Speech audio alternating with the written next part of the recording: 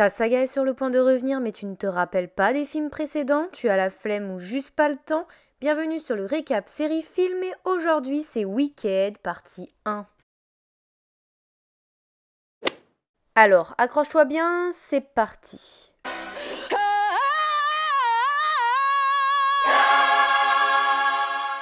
Elphaba est la fille du gouverneur du pays de Munchkin, mais sa mère fut infidèle avec un homme qui lui fit boire de l'élixir vert.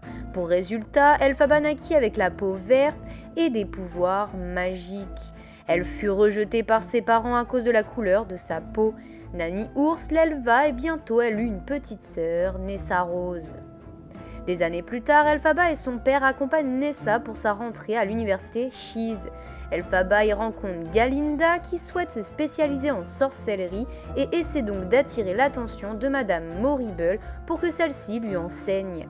Mais c'est Elphaba qui attire son attention en utilisant ses pouvoirs pour aider sa sœur. Madame Morrible souhaite parler d'elle au magicien dans l'espoir qu'il l'invite plus tard à la cité d'Emeraude. Elphaba intègre donc l'école et se voit obligée de partager une chambre avec Galinda. Quelques semaines passent et les deux filles ne peuvent toujours pas se supporter.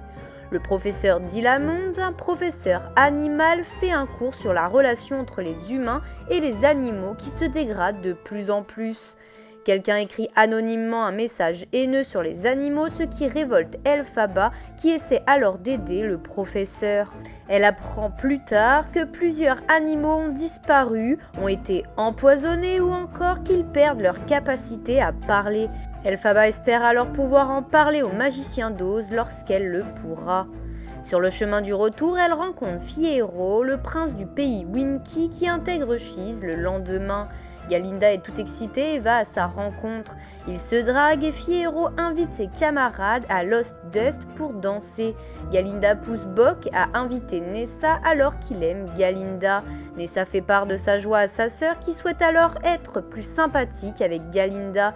Cette dernière, encouragée par ses amis, invite Elphaba à venir à Lost Dust et lui offre un chapeau pour l'humilier. Elphaba y voit un geste derrière de bonté et décide de parler avec Madame Morrible, l'obligeant à intégrer Galinda à leur leçon de sorcellerie. Le professeur accepte à contre-cœur et va donc l'annoncer à Galinda tandis qu'Elphaba arrive à la fête. Tout le monde se moque d'elle, mais Galinda, prise de remords, se met à danser avec elle. Les deux filles deviennent enfin amies. Vient le cours du professeur Dilamond où il leur apprend que les animaux ne sont plus autorisés à enseigner. Il se fait alors arrêter tandis que leur nouveau professeur amène un lionceau en cage. Elphaba s'énerve et lance un sort qui endort tout le monde sauf elle et Fiyero.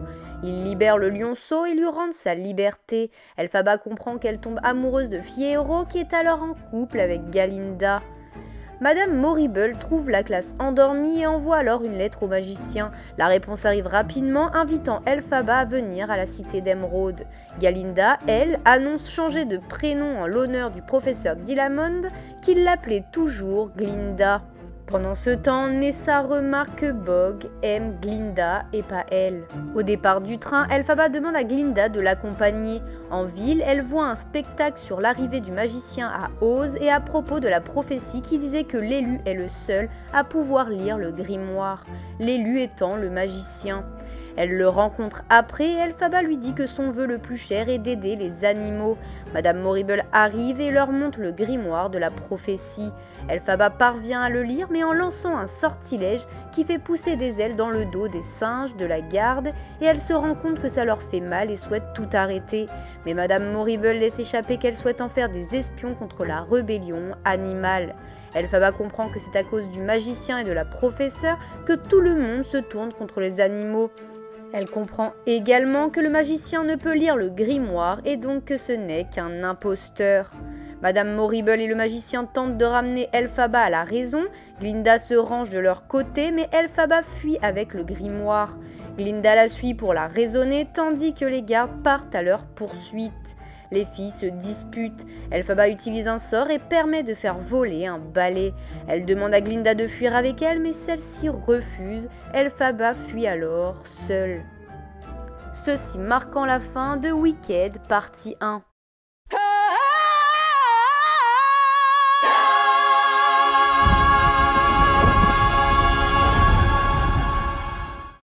Et voilà, la vidéo est terminée, j'espère que ça t'a plu et aidé. N'hésite pas à lâcher un pouce en l'air ou à t'abonner si le concept te plaît. En tout cas, on se retrouve une prochaine fois pour une autre vidéo. À plus!